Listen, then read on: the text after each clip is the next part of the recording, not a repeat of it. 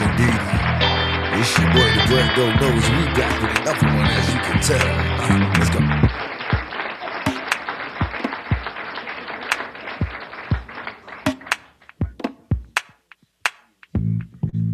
Oh, turn it down. Yeah.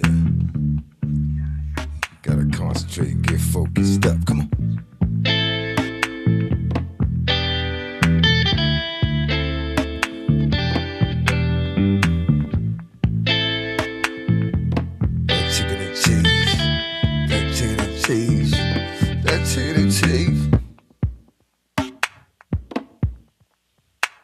It's your boy, the Brando knows.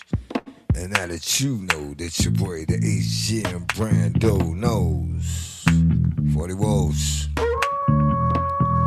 gonna go ahead and get into this. When Floyd read what his nephew was doing. I don't think people are like deeply, inherently evil kind of by default, but I do think that generally when it comes down to like desperation and these type of things, this is basically what ends up kind of making people do things that I think potentially are out of character.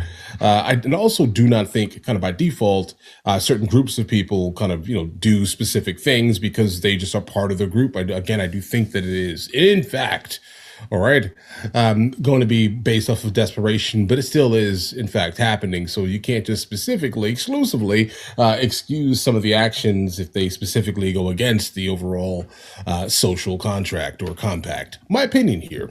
Let's enter into the video here, guys. I mean, listen, 240 Somali pirates attacked 2 U.S. Navy ships. I mean, I don't really think that's incredibly intelligent.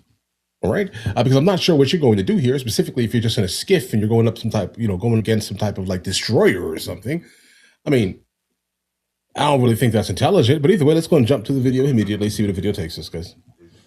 This is coming from the channel Navy Signal. October 12, 2025. It's not intelligent. In the narrow, choppy waters of the Gulf of Aden, 28 speedboats carrying more than 240 Somali pirates were approaching the USNS Providence, a U.S. Navy weapons transport ship that was secretly delivering 1,200 artillery shells, 320 Javelin missiles, and nearly 8 million rounds of ammunition to a Marine task force near the coast of Yemen. Under the command of Abdurrahman Kadir Yusuf, a pirate kingpin turned global arms dealer, the pirates opened fire with RPG-7s, AK-47s, and DSHK heavy machine guns, tracer bullets tearing through the night. So they basically thought that the ship that they were targeting, exclusively, wasn't armed? But this was no ordinary act of piracy. Behind the attack was an international organization that traded weapons for stretching from the Horn of Africa to the coast of South America. Wow. But they made a fatal mistake. The retaliation was immediate. 3 CH roared in from the south, each carrying 60 Navy SEALs armed with M4A1 carbines and M320 grenade launchers. Overhead, 2 AH-64E Apache helicopters hovered with Hellfires and 1,200 rounds of ammunition, while an MQ-9 Reaper streamed coordinates back to the fleet. Will the pirates get their loot, or will they be wiped out by America's wrath? They're going to be wiped out by America's wrath. Join me as I find out.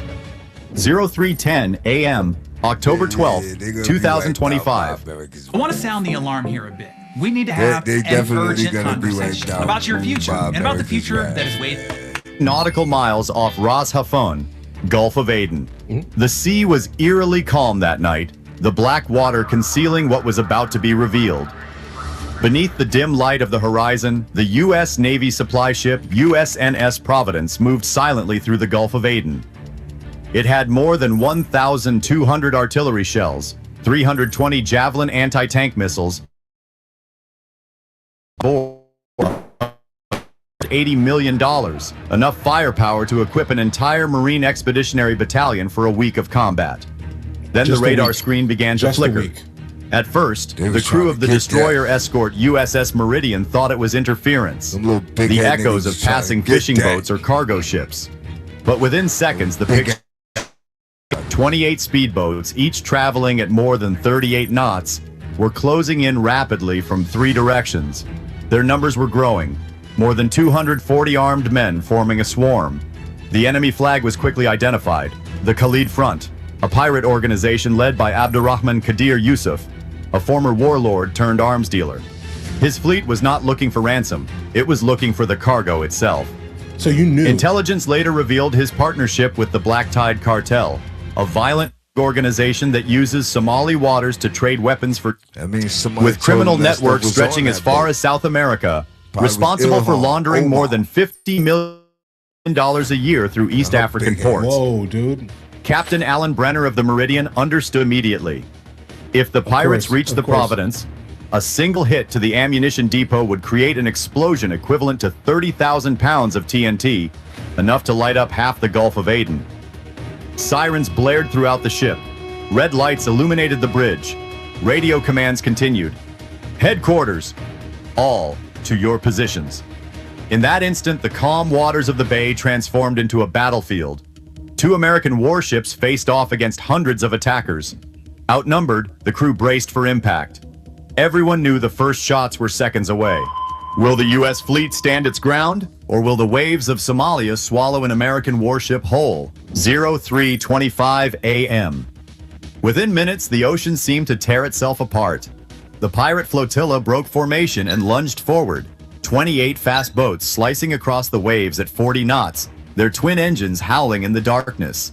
Each vessel carried 8 to 10 gunmen, armed to the teeth with RPG-7 launchers, PKM machine guns, and DSHK 50 caliber cannons welded to their bows. Tracer rounds slashed through the night like red comets in a violent constellation. From the deck of the USNS Providence, the first warning erupted through the intercom.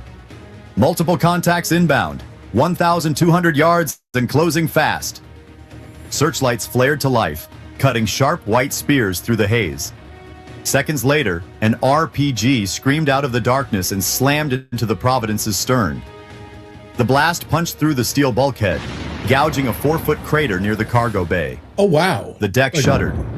Alarms howled. Damage control teams sprinted into the inferno. Yeah, guys, you're not going to get away with this. Like, I'm just going to be honest here. I mean, I get it. You're definitely massively outnumbering us in terms of like the amount of vehicles you have specifically, and most likely the people in said vehicles. But just understand this here. Crazy. All right. The United States military is moving $280 million worth of basic, artillery, all right, through an area to be delivered to our soldiers, right? I don't think you understand what this means here. Like, I wouldn't be surprised if they called more people here, right? And when that happens, things get bad here, guys. I mean, just by default, you're not going to make it home, bro. Did you know that it was a U.S. Navy? Did you know it? Because if you did and still moved forward, I mean, maybe you kind of need to experience what you're about to experience, most probably. Fighting to keep the flames from reaching the ammunition magazine below. 1,200 naval shells, enough to unleash 30,000 pounds of TNT. A firestorm that could turn half the Gulf of Aden into a glowing wound visible from orbit. The pirates pressed their advantage. At less than 300 yards, more than 300 AK-47s, 40 RPG-7s, and 20 DHK heavy machine guns opened up at once. The night exploded into chaos. Nearly 50,000 rounds fired in the first 10 minutes. Gunfire drowned out the ocean itself. Okay. Bullets tore through antennas, lifeboats, and deck rails as sparks cascaded like molten rain. Oh, so they came kind of The U.S. Navy struck back with surgical fury. Let's go. From the USS Meridian, anchored 600 yards off Providence's starboard beam, two 20mm Phalanx C-1WS guns spun to life, spitting 4,500 tungsten shells per minute. The sky erupted with white-orange tracers as 3 pirate skiffs were vaporized in seconds. Guys, you do know that the U.S. military sometimes just waits to be able to utilize these brand new toys, guys, right? Like, I don't know what you're doing when you do these things. It's just like a lack of intelligence and of knowing, or maybe even some type of like Dunning-Kruger effect. We be waiting to use these new toys. Absolutely pillaging and pirating this specific area, including the Gulf of Aden. Okay, and you're used to just immediately dominating things, but when the U.S. Navy kind of comes to town, you may want to, kind of back down almost immediately. Like, if you know it's us, why are you moving forward, guys? Deck gunners followed with .50 caliber bursts, punching holes through wooden hulls and igniting fuel tanks. Fireballs rolled across the waves, each one briefly revealing shattered debris and bodies hurled into the Black Sea. Still, 5 boats broke through the perimeter. Rockets streaked toward the Providence. One RPG struck the aft railing, detonating beside a javelin launcher. The shockwave hurled sailors across the deck. Two were burned, one blinded by shrapnel. Fire crews charged through smoke and chaos, quenching the blaze just seconds before it reached the ammunition hold. 10 seconds slower and the Providence would have vanished in a single incandescent flash. By dawn, at least 12 pirate boats had been obliterated. 12? 70 fighters lay dead or wounded, yet the assault did not stop. Okay. Overhead, an MQ-9 Reaper drone transmitted live footage to both ships. Its thermal cameras revealed new contacts, dozens of speedboats converging from the east. A second wave, near 100 more, moving in perfect coordination through encrypted radio channels. This was no desperate raid. No, this is it was a meticulously planned assault, designed to seize American weapons intact. Right. Can the Navy's next move crush the pirates' empire, or will the hunters become the hunted?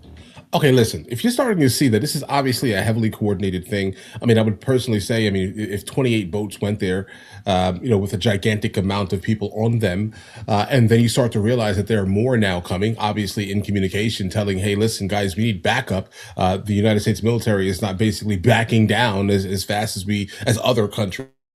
Militaries would have basically done. This is what's happening here. So, of course, if you're starting to realize that now 100 more ships are coming your way, why are we not calling for backup immediately? Don't get me wrong here. I think we may have it still. That's some overcompensation, I will say, though. Right? I mean, that could just be my overt patriotism, potentially. Either way, right? But still, I would definitely, for the sake of making sure we kind of like, I don't know, bro, destroy a fly, with a Mack truck type of scenario here. I definitely would bring out some more people here. Let's move away from the idea of I can do it myself, bravado type of thing, and bring in people that can, more people that can basically just obliterate the situation. Because obviously the audacity of this is. What's the fastest way to go viral today? Silly dances. Yeah, that's crazy. We're gonna get back to that.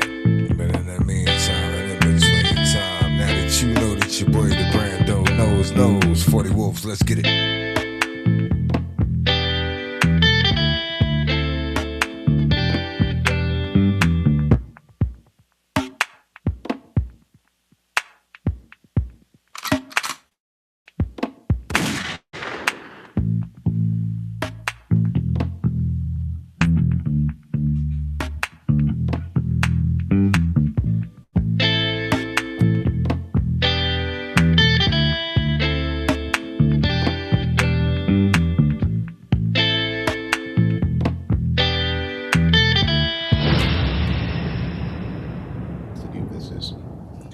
Wild.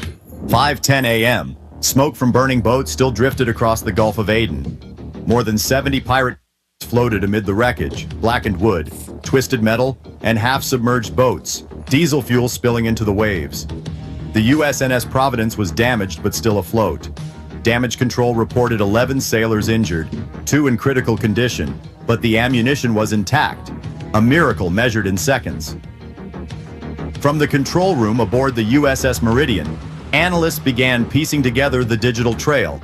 Signals picked up by pirate radios pointed inland, toward a cluster of warehouses near the Barawi Peninsula, a notorious smuggling corridor long shrouded in corruption and silence. At 5:47 a.m., satellite imagery confirmed what the naval battle had revealed. This was not an isolated group. It was a network. Thermal scanning revealed 12 fortified structures along the shore, each apparently containing crates of weapons and ammunition. Here we go. Logistical data collated from Camp Lemon in Djibouti revealed staggering numbers. Djibouti. They was all coming from Djibouti. Estimated 15 tons of small arms, 180 RPG launchers, 2 million rounds of ammunition, and 40,000 gallons of fuel reserves. Perfect. Enough to sustain a private army for months. Right. Financial intelligence added another shock. A money trail traced through offshore accounts in Aden, Djibouti, and Bogota showed more than $28 million had been transferred in the past 6 weeks through shell companies linked to the Black Tide cartel.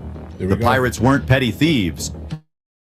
They were couriers in a global arms trade, trading guns for coordinated guys. As the data poured in, Captain Brenner gave a single command: go to the source. The radio chatter died down. Every sailor knew what that meant. The next phase wouldn't take place at sea. It would take place on Somali soil, where the real heart of the operation lay deep under the sand. What happens when U.S. Special Forces take the fight onto Somali soil? Keep watching. You won't believe the outcome. At 8 a.m., the order came through. Listen, without even seeing the outcome, I pretty much know the outcome. We're striking them hard. Most likely from fish. Execute Don Cleaver. From the deck of the USS Meridian, 3 CH-47, Chinook helicopters lifted into the rising heat, their blades carving the morning haze. Each carried 60 U.S. Navy SEALs, armed with M4A1 carbines, M320 grenade launchers, and thermal optics.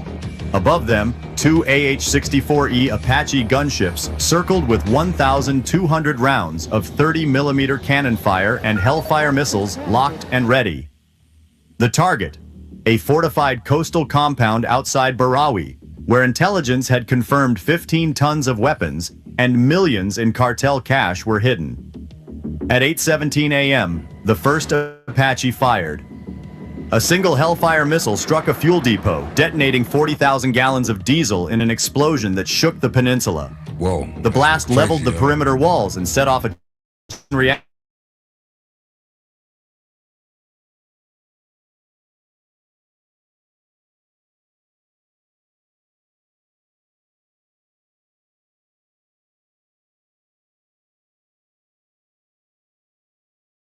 Below. Resistance was immediate and ferocious. Over 150 militants opened fire with RPG-7s, AK-103 rifles, and Chinese-made Type 80 machine guns. Tracers stitched across the sand as SEALs advanced through smoke and dust. One squad breached the main warehouse, finding crates of Iranian mortars, Russian PKM belts, and documents stamped with the insignia of the Black Tide cartel. Another team stormed a communications room, recovering encrypted laptops tied to Yemen-based brokers and South American narcotics ships. 2 a.m. The second Apache engaged the Western Ridge, cutting down a convoy of 6 pickup trucks attempting to flee with the warlord Abdurrahman Qadir Yusuf. His vehicle was struck by a burst of 30mm rounds, flipping end over end in a plume of fire. Qadir's reign ended where it began, in the dust of the Somali coast. The fighting raged for nearly 40 minutes. 91 militants were confirmed, 46 captured, and 12 warehouses destroyed. Among the rubble, SEALs uncovered $32 million in cash, 500 kilograms. It was probably like 50. And shipping manifests linking arms dealers in Mogadishu, Aden, and Caracas. 6 hostages, including 2 American engineers, were freed, trembling but alive. As the last Chinook lifted off at 9:20 a.m., smoke still curled over the shattered compound. The mission had succeeded. The supply chain feeding terror and narcotics across 3 continents had been cut open and burned to ash. Clap that up, guys. But deep down, every man on board knew this was no final victory, only the first battle in a far greater war that was still unfolding. It's never over. 10 a.m., October 12, 2025. By mid-morning, the Gulf of Aden was quiet again, but it was the silence that follows devastation. The Barawi compound burned for more than 6 hours, columns of black smoke visible 30 miles out to sea. When the SEAL teams regrouped at Camp Lemon in Djibouti, the final numbers came in. What they had uncovered was not a pirate den. It was a transnational operation spanning 3 continents, 7 shell companies, and $50 million in illicit arms. Yeah, guys, be fully aware it's definitely more than 3 continents. Battle damage reports listed 91 militants, 46 captured, and 15 tons of weapons destroyed, including 200 RPGs, 2 million rounds of ammunition, and 12 heavy trucks retrofitted for combat. The explosions had erased 12 warehouses, collapsed 2 underground tunnels, and wiped out $32 million in cash reserves belonging to the Black Tide cartel. In one of the bunkers, investigators found ledgers detailing shipments to Yemen, Sudan, Venezuela, and even Colombia's Guajira coast, where cartel traffickers traded for rifles. The USNS Providence, though damaged, remained operational, a testament to the discipline of her crew. Engineers patched 4 hull breaches, secured 1,200 artillery shells, and transferred 320 javelins to a secondary vessel. Not a single round was lost. The potential catastrophe, a blast equivalent to 25,000 pounds of TNT, had been avoided by sheer human precision. So listen, I was doing some stock research the other day and I realized something very interesting. Even with Robinhood Gold, which I pay for, the research tools, well, they're still pretty limited when you compare it to what's out there. Like Robinhood is great for execution. I mean, it's clean, it's fast, it's simple, but that's where the problem might actually be. You see, their efforts in designing a clean, simple UI, well, it actually limits what they offer on their platform. Because when I'm trying to dig deep into whether or not I should actually invest or put my money into something, I found myself wanting a lot. Get out of here. Victory came with revelation. Intelligence analysts reviewing encrypted data from Bahrawi discovered communications routed through Tehran and Aden, confirming that Iranian intermediaries had brokered 7 exchanges. The pirates were not freelancers. They were instruments in a far deeper shadow war, one that blended terror, narcotics, and proxy funding into a single toxic current. As the sun sank over the Indian Ocean, Captain Brenner stood on the deck of the Meridian, watching smoke drift over the horizon. The message was clear and merciless. Attack a U.S. vessel, and the response will not stop at sea. It will come for you, wherever you hide. The aftermath of Operation Dawn Cleaver echoed far beyond Somalia. Ports tightened security. U.S. allies launched audits on maritime shipments, and global markets trembled at the exposure of an arms network worth hundreds of millions. The pirates' empire was gone, but their financiers remained in the shadows. And as intelligence units traced the next wave of encrypted transactions, one chilling truth emerged. Bahrawi was only one node in a far larger web, and the war for the oceans had just begun. As dusk settled over the Gulf, the last fires from Bahrawi flickered out, their smoke blending with the red horizon. What began as a midnight ambush by 240 armed pirates had ended as a continental shockwave, exposing a network that had quietly moved weapons and money across half the planet. The sea that once hid their crimes now carried the proof of their destruction. On board the USS Meridian, sailors stood in silence, staring at the distant coastline still wreathed in haze. For them, victory came not with celebration, but reflection. They had faced death at sea, a ship loaded with 8 million pounds of explosives, one stray rocket away from a catastrophe that could have wiped out every vessel within miles. And you guys made it out. Through precision and discipline, they had held the line. The Providence remained afloat, a scarred but unbroken witness to what human resolve could endure. News of the operation spread within hours. Across Washington, intelligence agencies cross-referenced the recovered files. The numbers were staggering. Over $50 million in illegal transfers, 15 tons of weapons, and links to 4 international cartels, all funneled through the same shadow network that had newly turned the Gulf of Aden into a war zone. But behind the statistics lay a deeper warning. The age of piracy had evolved. No longer desperate fishermen with rifles. These were mercenaries funded by global syndicates, armed with weapons once reserved for armies. The ocean had become the new battlefield, and the front lines were everywhere. As night fell once more, Captain Brenner's final report carried a single line that would echo far beyond the Navy's decks. The sea is no longer a border. It's a mirror of the wars we refuse to see coming, and somewhere beyond that horizon, another storm was already forming. Okay, guys. All right. Give it up to Mr. Elroy Boogie for that commentary.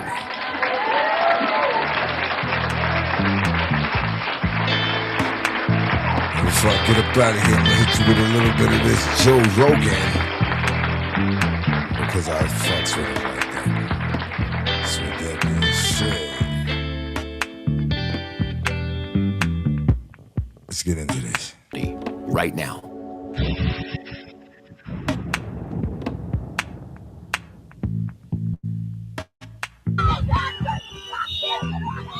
The man in our footage is wearing a similar outfit to what Preddy was wearing on the day he was killed. What appears to be a gun is also visible above his waistband. Shout out to the LV Nation. It's there's a, you know what a color revolution is, Of course. and for people that don't, it's a coordinated effort to cause chaos. And this is a very coordinated thing. The idea that this is an organic protest, these riots organic, is nonsense. We need to talk about the left. We need to talk about Joe Rogan. We need to talk about the mainstream media and what's been going on in Minnesota as a whole, specifically in Minneapolis with the shooting of Alex Preddy. And what has come out about this man is actually terrifying to me, that this is what's coming out days after. Here's why this is terrifying to me. This footage right here from the BBC is actually wild, because they said that this is a man who appears to be Alex Preddy moments, probably just a few hours before the shooting took place. And what he was doing, again, this is not to say that he deserved to go, but this is more of the context that I think a lot of people are missing behind the DHS, which wasn't even the ICE. ICE didn't shoot this guy. It was Department of Homeland Security coming in to assist with ICE because the state would not come and assist. This incident happened 2 weeks prior before he got took out because, he quit his job 3 months prior. He joined Antifa, and he hit the road to go on the, what you call that, protest tour. Yeah, protest tour, yeah. Yeah, the protest tour, yeah. Anyway, he was on that tour 2 weeks before he got bodied. Check it out. The police department would have come and assist, but now they are, all of a sudden. So Joe Rogan realizes that there's something deeper happening here. It's not just about Alex Preddy. This is about the design behind all of this. This is also about what they're hiding, which is the fraud. I want you to take a look and listen to Joe Rogan explain this in details as to what he thinks about the Alex Preddy shooting. Then we're going to dive deep into the fraud that he believes is being covered, because it's not happening in just any state. This is happening just in Minneapolis. This happened just in Minnesota. And then we're going to go into the actual footage, the real footage of Alex Preddy moments before chaos. Take a listen. You need to understand that this isn't organic, regardless of how you feel. I don't feel that that guy should have been shot, but I understand what happened. And what happened was chaos. So what happened, first of all, it wasn't ICE. People need to understand that. It was Customs Border Patrol people. So they were brought in to assist ICE. And they're telling this lady to stand away. And then this cop gets very aggressive and shoves her. You have to understand the situation that they're in, right? And this is not making an excuse for any of it. But you have to just to put it into context. These people are getting harassed outside of any hotel they're at. People blow horns. They try to smash into the hotel. They dox them. They dox them. That's why they're wearing masks. It's a coordinated effort. I'm not saying that guy should have shoved that guy. I don't think he should have. Or that woman. I don't think he should have. And then pepper sprayed. And then the guy who got shot, Preddy, he steps in, which is, if you know anything about concealed carry, if you are a concealed carry holder and you are carrying not just a pistol, but 2 full magazines as well, you do not ever physically engage with someone. You also are supposed to carry your license on you, and you're supposed to have ID on you. Mm-hmm. All right. So Joe Rogan, breaking news to the left as to his opinion, obviously getting a lot of hate for this, but he's saying here that if you are a concealed carrier, mind you, the footage that I'm about to show you, it's just crazy, because this whole time, sometimes when you see this footage, right, of footage of a man who looks like Alex Preddy with a gun in his waistband, spitting and attacking federal law enforcement officers and kicking the tail light of their vehicle on January 13th. So, ladies and gentlemen, this right here, was it days before? Maybe I was wrong. Maybe it wasn't hours before. Was it days before? I know that this was the footage that was shown. I think this was hours before. Somebody correct me if I'm wrong. I'm sorry about not having that information here, but I know that this is the footage that BBC showed about this very moment and what he was engaging in as a concealed carrier. So this goes more into the facts of not only who he was, but his approach while also having a gun on him, which we all support that. If you can conceal carry, right? Because I know Minnesota probably has different laws than where I'm at right now in Texas. We can just carry. That is a God-given right. I respect that right. The problem is you're now engaging in disrupting a federal process, right? Which is what most of these protesters are doing. They probably had no idea of the law, and that is to the fault of the state. To be honest, but that is the fault of. This is why I said this is all orchestrated chaos in this specific area. And we're going to show you again why Joe Rogan thinks that this specific chaos in this area really is fishy compared to the fraud amount and compared to the other sanctuary cities and states that are actually working with the federal enforcement, which is working with Trump as a whole, right? With the DHS and working with ICE. So let's take a look at here. Let's take a look at this footage of Alex Preddy. Again, here we go. This is a moment the news movement filmed on January 13th in Minneapolis, showing a man who appears to be Alex Preddy interacting with federal immigration agents 11 days before Border Patrol shot and killed him. Our footage was analyzed. Okay, so this was 11 days before. So I was totally wrong. So this was 11 days before. It just looks like he just had the same outfit on, right? So it looks like this was moments before, but it wasn't. So my correction live on air. Let's keep listening. By the BBC, whose facial recognition technology confirmed his identity to a 97% degree of accuracy. On the morning of January 13th, our team received a tip that federal agents were blocking a street at the corner of East 36 and Park Avenue in Minneapolis. We arrived around 10:15 a.m.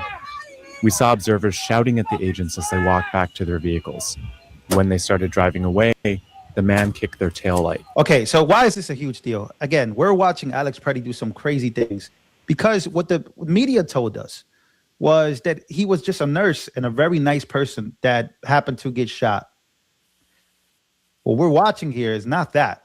This was obviously a person who was not only deranged, but he was doing this to federal law enforcement. An agent then got out of the vehicle, grabbed him, and pushed him to the ground. That's how weak he is. The man got out to the ground. It's soft as that. Producers are cutting corners with AI. You use plugins that help you stay original. Meet Co-Producer, a plugin that finds samples that fit your music. If he got broke ribs, during the altercation, agents fired tear gas and pepper balls into the crowd. They continued to hold the man down before they retreat, and he walks away.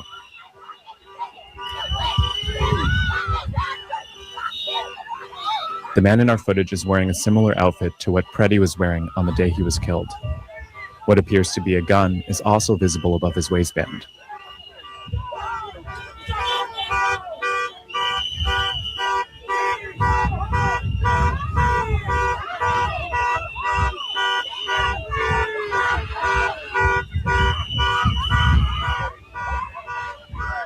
Here, he continues to stand at the scene.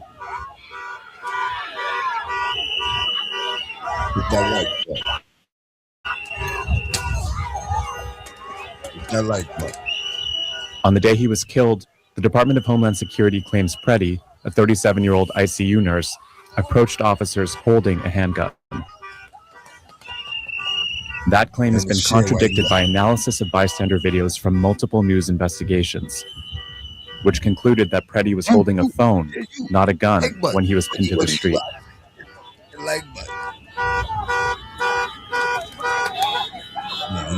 So again, obviously, the BBC doing what they do best, basically saying that the ICE officer, the DHS officers were in the wrong or whatever they may think. The real nuance here is not only was he holding a phone, but he had a gun on him while arguing and while getting arrested and pepper sprayed. Many believe that during watching these footages, he was reaching or whatever it was. Many believe, including myself, that it was a clean shoot for various amounts of reasons. One of the main reasons is about the pressure that they were under. Once he was reaching 12 days ago when they snatched him out of his collar the first time. Big dummy. Should he get? You understand?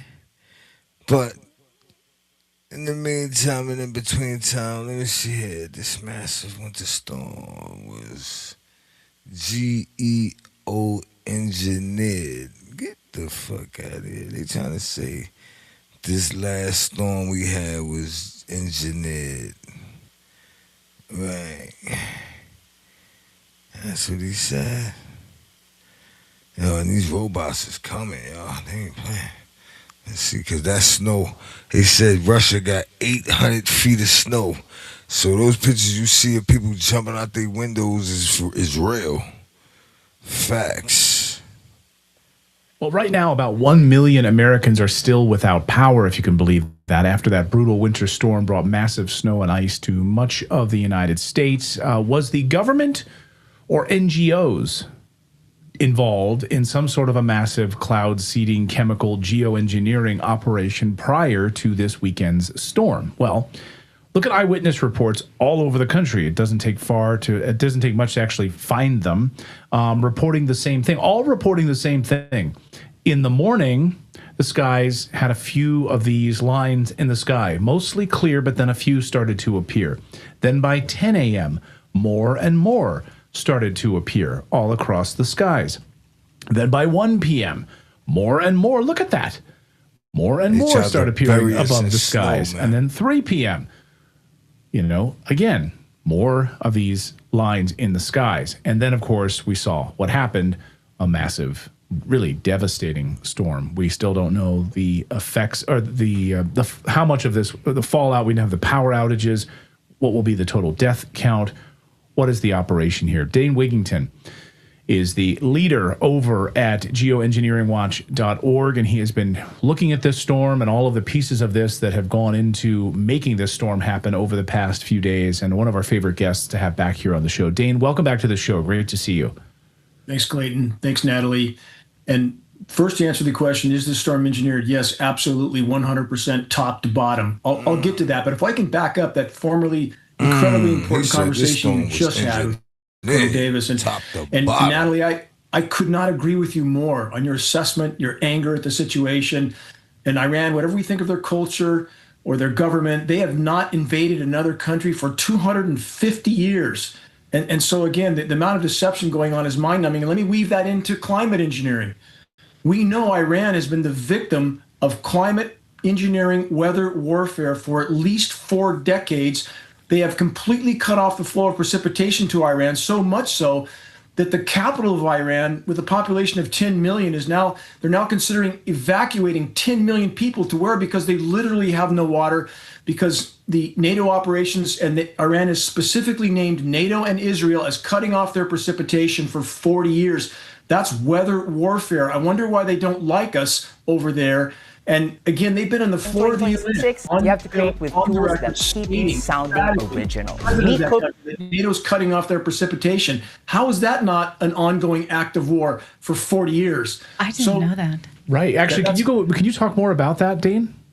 Absolutely. On the floor of the UN, Iran, going back a decade plus, emphatically stating that NATO and Israel were cutting off the flow of precipitation to Iran. And let's plug this in, going all the way back 64 years to President Lyndon Johnson in 1962. This is the beginning 30 seconds of every weekly geoengineeringwatch.org update on our site, all news. First 30 seconds is film footage, Lyndon Johnson stating on film, on the record, that we had the power to control the world's cloud layer then, and he who controls the weather controls the world. Why? Because he who controls the weather can control the flow of precipitation to any country, anywhere, how toxic that rain is, how much rain falls or doesn't. Thus, they can destabilize food supplies. Thus, they can destabilize populations. 40 years, the Iranian climate science meteorological community has stated that NATO is cutting off their precipitation. They're not guessing. They have incredibly sophisticated weather monitoring facilities, just like we have. There's no speculation here. They're cutting off precipitation. What are the mechanics of that, Dane? Yeah, that's a good question. How does that work? Before we get to the U.S. piece of this and the storm, I want to continue on this line of thought. But what are the mechanics of us just cutting it off? I know what Lyndon Johnson said, of course, in Vietnam, and how we used cloud seeding to actually flood the troops. But how do we cut it off? Climate intervention, aka weather warfare operations, are far more effective at eliminating and dispersing precipitation than augmenting it. Wow. They're doing the same. They've done the same thing to the U.S. West Coast. Going back over a decade, my presentations, Engineered Drought Catastrophe Target California. We can speculate and objectives, and there are many, all of them nefarious. They're doing the same thing here, but the mechanisms by which they can completely cut off precipitation by the manipulation of atmospheric pressure zones, high pressure domes, which are exactly what ionosphere heater facilities like HARP create. HARP is a weapon of mass destruction. It's one of about 100 ionosphere heaters around the globe. These facilities, and this is not speculation either, this is science, study, confirmed fact. They, in the case of HARP, can transmit 3.6 million watts of power to the ionosphere, electrically charged ionosphere. That's a frequency transmission. That causes an electrical chain reaction, superheats that part of the atmosphere, expanding it up and down. The downward push forms a high pressure dome. Nothing can enter that. No moisture can enter that. It spins around it in the northern hemisphere. That creates a clockwise spin. So what we have happening right now, I'll weave all this together. The high pressure dome in the west is spinning all the moisture clockwise up and over the western U.S. They're chemically nucleating it the whole way, spins it back down into the eastern U.S. They combine that with a flow of moisture from the record warm Gulf of Mexico. Since when do winter storms come from the record warm Gulf of Mexico?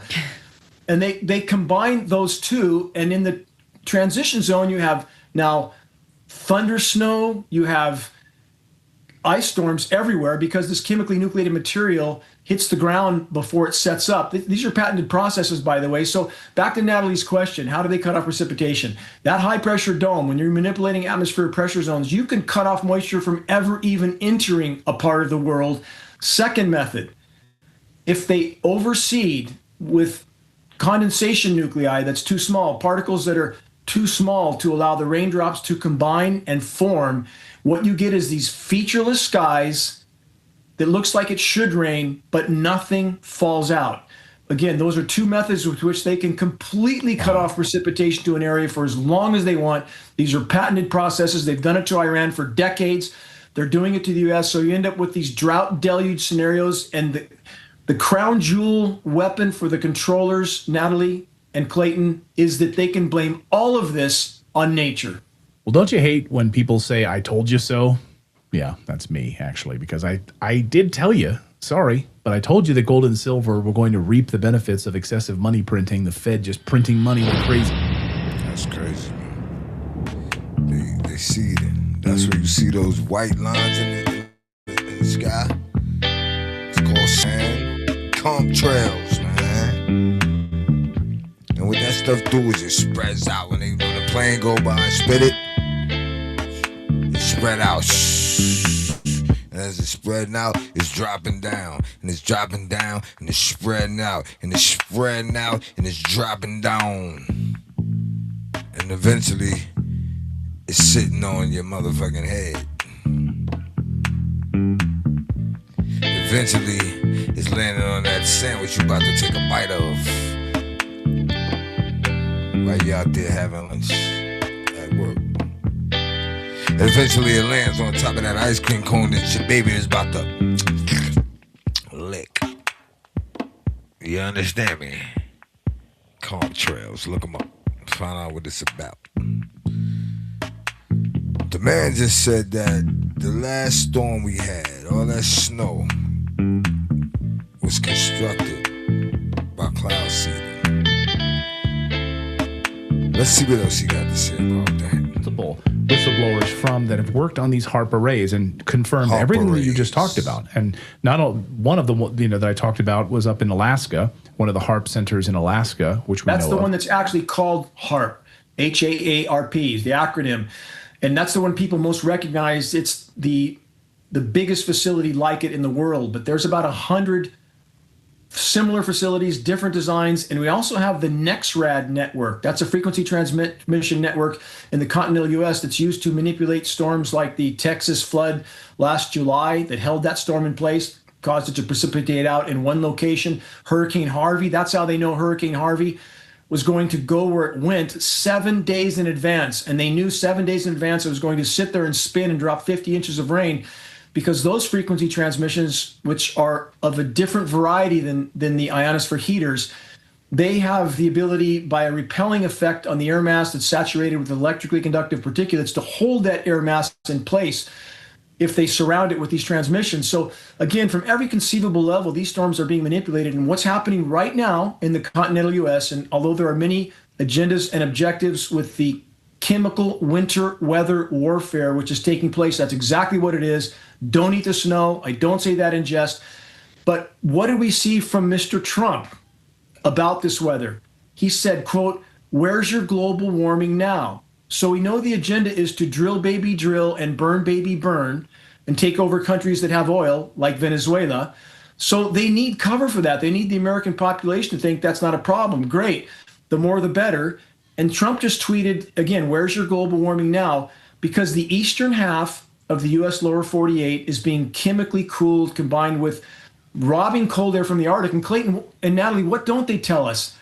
In places like Alaska, where they just had 7 feet of snow in Juneau, Alaska recently, so much snow, chemically nucleated snow that came from a moisture flow from Hawaii, 7 feet of snow, so much it was sinking boats in the Juneau harbor. Literally, you can see pictures of this online. Yeah. Followed by rain in Alaska while it's snowing on the Gulf Coast in Florida.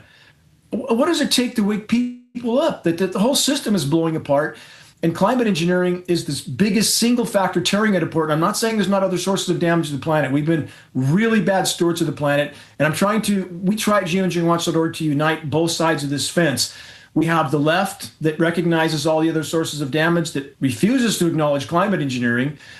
And that's very perplexing. And we have the other side of the fence that acknowledges climate engineering, but refuses to acknowledge the other sources of damage. We need to build bridges, not burn them.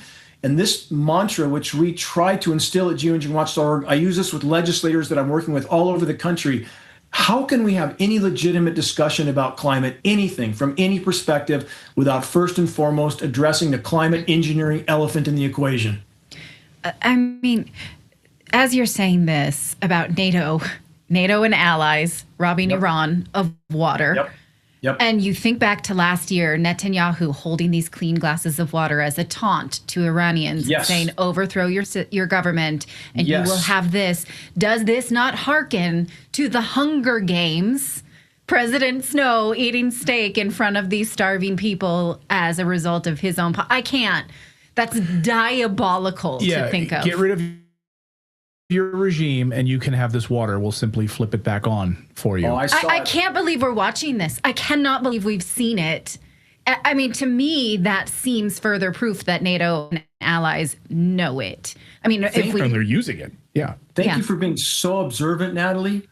I saw that when it happened. That is exactly what that was about. That is exactly the message he was sending with that little display of his. And again, this is when people wave their flags pretending to be patriots here and going along with anything that the powers that shouldn't be do, they should get a clue about what's going on around the world and why so many people in so many countries have so much disdain for what we've done there. Whose military bases in everybody's backyard or on their border, and who's doing the most bombing of who where? I mean, again, Iran has not invaded another country for about 250 years. Who's the aggressor in this equation? Right. When you look at the fallout from this storm in the United States, and you saw, if you were online, you saw so many people sharing the same images, like we just showed you of these chemicals in the sky. And as the days progressed, but right before the storm, they were getting more and more prominent, and all of these aircraft going back and forth across the skies. I had reports coming in like crazy. I'm sure you did, way more than anybody else. I guess, like, how do you piece this all together? Because it was widespread. I mean, it was all the way, from the East Coast all the way into the middle of the country.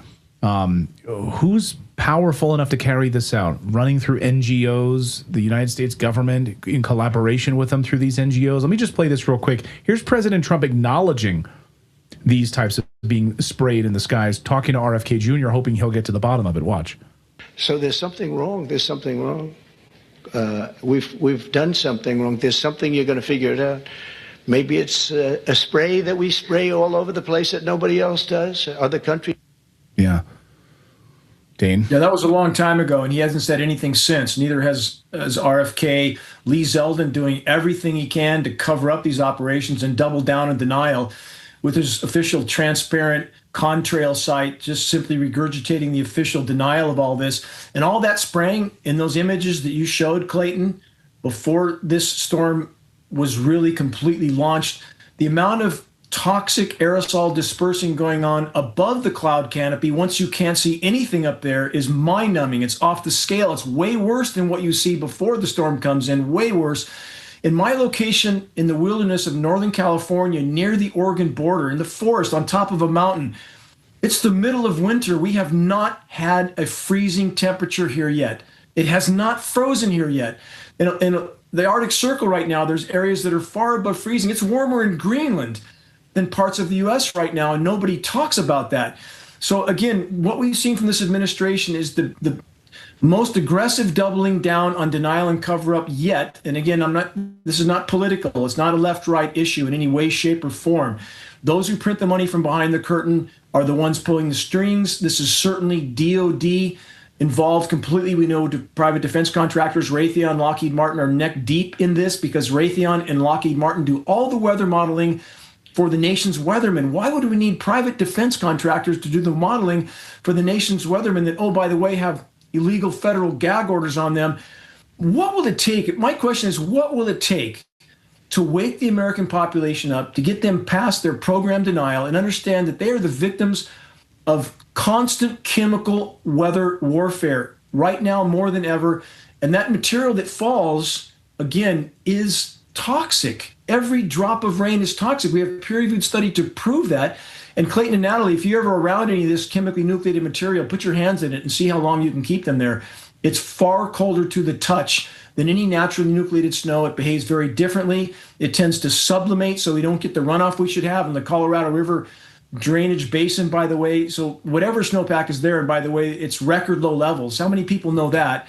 Well, yeah, we're in Colorado, and it's unbelievable. People, people who've lived here their entire lives. I mean, this is the least amount of snowpack, the least amount of snow that they've seen in their lifetimes in Colorado. But see, Americans don't realize this because this is part of the psychological operation of all they show on media is cold, cold, cold, snow, snow, snow. They'll show Erie, Pennsylvania, Buffalo, New York, where they pile up snow in what amounts to an atmospheric snow blowing machine with atmospheric pressure zone manipulation. They can manipulate surface wind flows, zonal wind flows, so they create wind blowing ferociously across the Great Lakes, the record warm Great Lakes. They chemically nucleate that and pile up mountains of snow in a few isolated locations, and that's all they show in media. They don't show the snow drought in the Rockies and Colorado.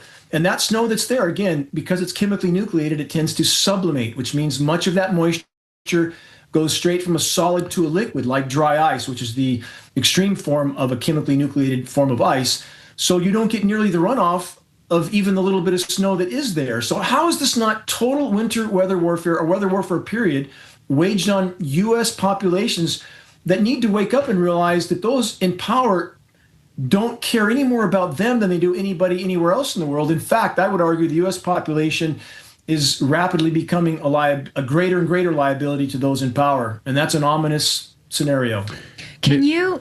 I want to know more about this. I see it here. 2012 claims by Ahmadinejad that their clouds are being manipulated. So if you could send me off the chain, and let's do another segment about that. Yeah, I would for like sure. to see more proof. And that's the tip of the iceberg. We've had this being conducted against countries around the world for decades, and behind closed doors, this is the hammer with which the power structure has threatened those governments to allow U.S. occupations, or they will cut their reign off indefinitely. And this is, again, the crown jewel weapon of the military-industrial complex, and has been for many, many decades. Americans need to wake up to what's going on in our skies. And thanks so much to you, Clayton and Natalie, for your consistent, credible coverage of this most dire issue. Mad as snakes. Yeah, thank you, Dane. Just before we let you go, Miss Old School in our chat room says, I saw red and blue things moving in the rain and snow when I took samples and put it under a 300x microscope. And have you heard of that before?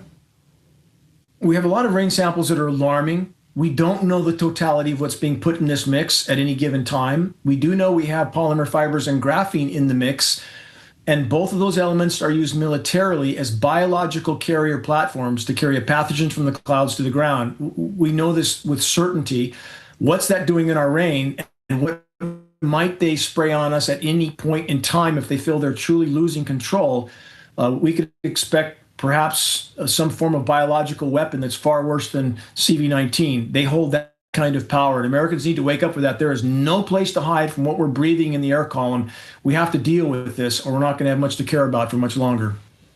Dane Wigington, thank you for always opening our eyes to this. We learned something time we talk to you, and this is no exception. Absolutely. We're going to dive more deeply into what's happening in Iran on this piece as well. And people need to wake up and demand accountability from their leaders. You got Lee Zeldin just basically covering this up and carrying the contaminated water pail for this continuing operation. Dane, great to see you. Thank you as always. Thank you. That's crazy, man. Cloudy, man. They poisoning us, man, through the air, food, and water. This is your boy Tom Holben, man. He had to go down there to Minneapolis, Minnesota, man, and let them niggas know, man. ICE is coming. ICE on the way. ICE will be here soon. New York City, they be popping. Yeah. Let's see what your boy Tom got to say about a few things. So, we litty? We not.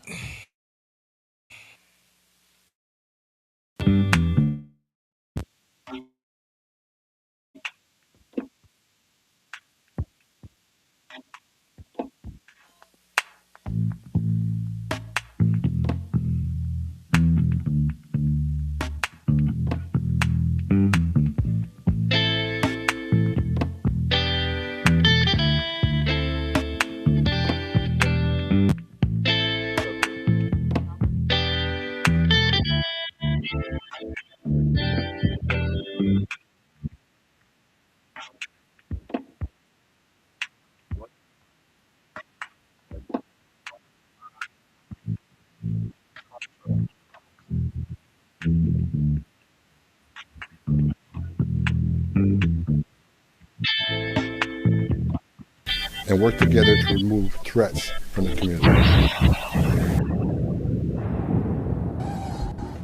Were you recently injured in a car accident? Look at this check for $160,000. If you're looking to get money you're owed for an injury, I want you to imagine you and your family get. During the past administration, we all remember, more than 10 million illegal aliens entered this nation. Many were national security threats, public safety threats. We can't remember we're 2 million known gotaways. 2 million people who paid more to get away. Why? That should scare the hell out of everybody. President Trump promised American people, including the residents of Minnesota, that he would work to ensure our communities are safe. And with that, this administration is absolutely focused on identifying removal aliens that pose a public safety threat and national security threats. And the numbers prove it. The data proves it.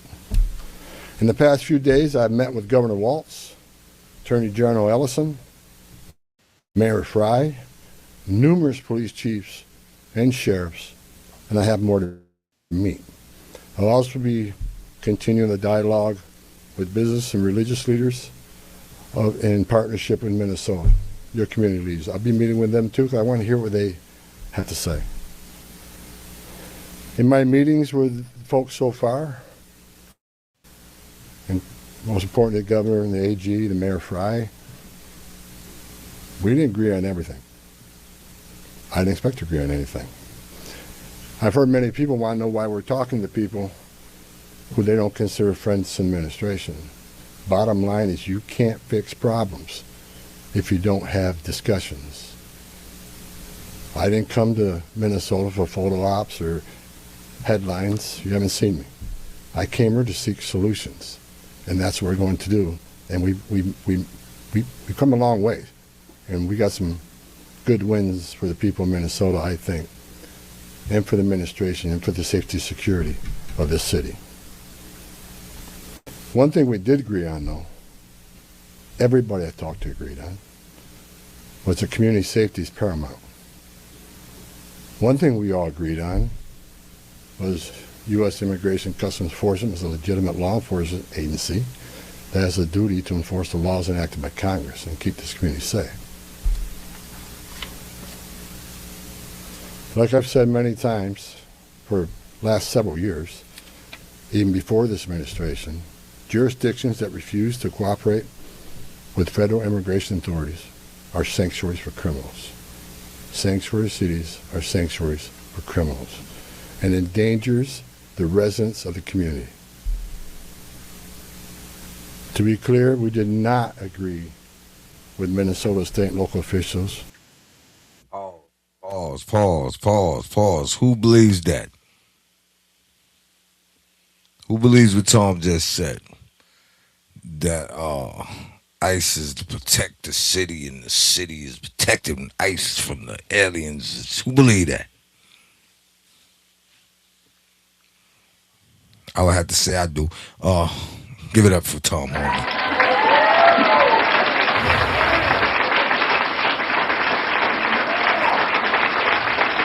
I don't want nobody that's undocumented anywhere near me.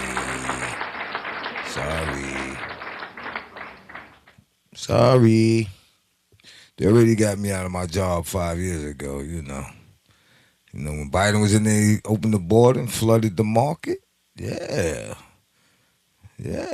We all lost our jobs. My boy be home now complaining, we need to do something. Yeah, you need to stop voting for like Biden. Because when the border was open, they all was in agreement. Yeah. I'm telling them, my man, this is not good for us, man. I don't think we want the border open like that, man. And now we've been sitting home for the last 5 years. I ain't got nothing to say, right? Anyway, let's get back into this here. What we got going on? Before I get up out of here? Because, we're going to start shortening these shows. We passed an hour already, man. Y'all don't watch anyway, so for me to be sitting here for 3-4 hours, y'all don't even watch. That ain't make no sense. I'm going to start shortening it to an hour, so, get as much news in there as possible. Some of us will sound like this. Let's see what we got going on.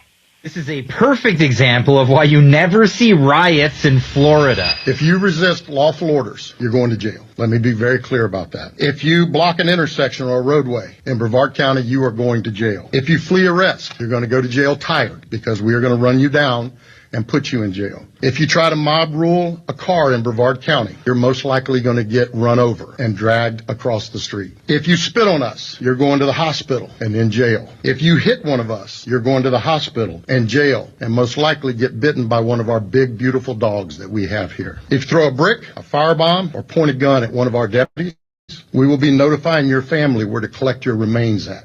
This is a... With that being said, now that you know your boy HC and Brando knows, I'll be at you tomorrow to tell you some more. See you later.